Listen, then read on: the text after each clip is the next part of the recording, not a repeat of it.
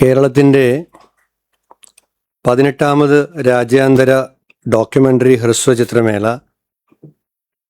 IDSFFK October 2 മുതൽ 7 വരെ തിരുവനന്തപുരത്ത് വെച്ച് നടത്താൻ തീരുമാനിച്ചിരിക്കുകയാണ്. ഡോക്യുമെൻ്ററി ഹ്രസ്വചിത്ര മേഖലകളിലെ മികച്ച സൃഷ്ടികളെ ആഗോള പ്രേക്ഷകരുമായി ബന്ധിപ്പിക്കുന്ന കേരളത്തിൻ്റെ ഒരു അഭിമാന ചലച്ചിത്ര വേദിയാണ് ഈ രാജ്യാന്തര ഡോക്യുമെൻ്ററി ഹ്രസ്വചിത്രമേള. തിരുവനന്തപുരത്ത് കൈരളി, ശ്രീ, നിള തിയേറ്ററുകളിലായിട്ട് മേള സംഘടിപ്പിക്കാനാണ് അതിൻ്റെ ഒരുക്കങ്ങൾ പുരോഗമിക്കുകയാണ്. നമ്മുടെ മേള നിങ്ങൾക്ക് എല്ലാവർക്കും അറിയുന്ന പോലെ ഡോക്യുമെൻ്ററി ഹ്രസ്വചിത്രങ്ങൾക്കായിട്ട് സംസ്ഥാന സർക്കാർ സംഘടിപ്പിക്കുന്ന, ഇന്ത്യയിലെ ഏതെങ്കിലും ഒരു സംസ്ഥാന സർക്കാർ സംഘടിപ്പിക്കുന്ന ഒരേ ഒരു രാജ്യാന്തര ചലച്ചിത്രമേള എന്ന സവിശേഷത നമ്മുടെ IDSFFK ഉണ്ട്, നമുക്ക് നിലവിലുണ്ട്. മറ്റൊന്ന് നിങ്ങൾക്കറിയാവുന്നതാണ്, എന്നെ ആവർത്തിക്കുന്നു എന്നുള്ളതേ ഉള്ളൂ.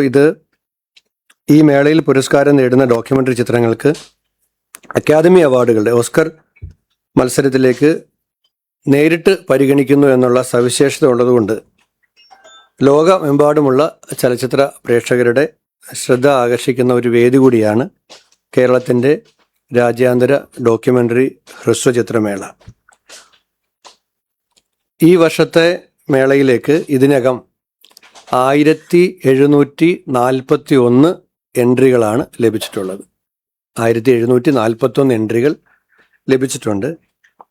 അതിൽ നമ്മുടെ ഇന്ത്യയുടെയും വിദേശ രാജ്യങ്ങളുടെയും എന്നുള്ള എൻട്രികളുണ്ട്. മത്സര വിഭാഗം, മത്സരേതര വിഭാഗം, മലയാളം മത്സരേതര വിഭാഗം എന്നിവയിലേക്കുള്ള ഏറ്റവും മികച്ച ഹ്രസ്വചിത്രങ്ങളും ഡോക്യുമെൻ്ററികളും തിരഞ്ഞെടുക്കുന്നതിനുള്ള നടപടികൾ, അതിൻ്റെ സെലക്ഷൻ കമ്മിറ്റി രൂപീകരിച്ചിട്ടുണ്ടായിരുന്നു. ആ സെലക്ഷൻ കമ്മിറ്റി വിവിധ വിഭാഗങ്ങൾക്കായി നമ്മൾ നിയോഗിച്ചിട്ടുള്ള സെലക്ഷൻ കമ്മിറ്റി ഈ 1741 സിനിമകളും കാണുന്ന ഒരു പ്രോസസ്സാണ് ഇപ്പോൾ നടക്കുന്നത്. അതിൽ നിന്നും ഏറ്റവും മികച്ച ചിത്രങ്ങൾ ഈ സെലക്ഷൻ കമ്മിറ്റി തിരഞ്ഞെടുക്കുന്ന ചിത്രങ്ങളാണ് മേളയിലെ മത്സരങ്ങൾക്കായിട്ട് വരുന്നത്. അതിനു വേണ്ടിയിട്ട് long documentary, short documentary, short fiction, animation, music video, campus films എന്നീ വിഭാഗങ്ങളിലാണ്. ഈ ഓരോ വിഭാഗത്തിനും പ്രത്യേക സെലക്ഷൻ കമ്മിറ്റി നമ്മൾ രൂപീകരിച്ചിട്ടുണ്ടായിരുന്നു. ഈ ഓരോ വിഭാഗത്തിലെ പ്രത്യേക സെലക്ഷൻ കമ്മിറ്റി ഈ സിനിമകൾ ഇപ്പോൾ കണ്ടുകൊണ്ടിരിക്കുകയാണ്. അത് പൂർത്തിയാകുന്നതിൻ്റെ കൂടി സമയത്തിൻ്റെ അടിസ്ഥാനത്തിലാണ് ഒക്ടോബർ 2 മുതൽ 7 വരെ ഈ മേള സംഘടിപ്പിക്കുന്നത്.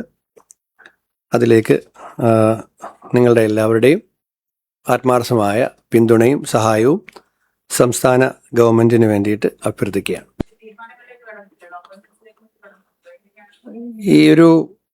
ഈ മാസം തന്നെ പ്രധാന അക്കാഡമിയിലെ എല്ലാം തലപ്പത്തേക്ക് അതിൻ്റെ ചുമതലയിലെ ആളുകൾ വരുന്നതിനുള്ള അവസാന ഘട്ട നടപടിയിലേക്ക് പോവുകയാണ്.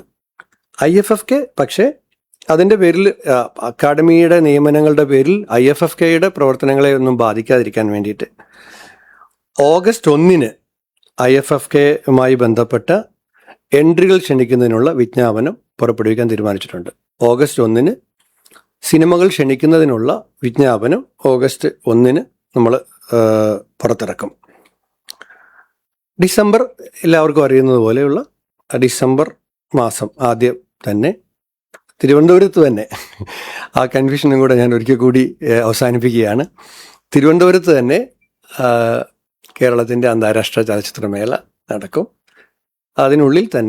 അതിനുള്ളിലല്ല, ഈ മാസത്തിൽ തന്നെ പ്രധാനപ്പെട്ട സാംസ്കാരിക സ്ഥാപനങ്ങളുടെ തലപ്പത്തേക്ക് അതിൻ്റെ ചുമതലക്കാരെ നിയോഗിച്ചുകൊണ്ടുള്ള സർക്കാർ തീരുമാനവും വരും.